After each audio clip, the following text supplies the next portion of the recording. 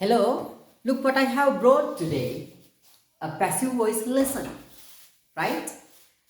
පුතාලට පුළුවන් වීඩියෝ එක pause කරලා answers ටික ලියලා check කරගන්න. Right? මෙන්න අපි දැන් මේ sentences. You have two sentences on the board. Right? Now I am going to convert these sentences into the passive. බලමු අපි පළවෙනි sentence එක. පුතේ මේක තමයි object එක. The lesson. ඉතින් මෙතන එක lesson එකයි තියෙන්නේ. There is only one lesson. So is. Now you need to find the past participle of this verb that is explained.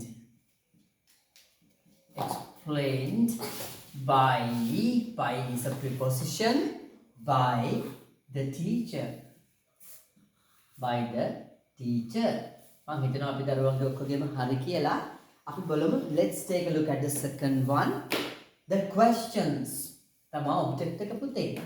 එහෙනම් T එක capital ලියලා the questions.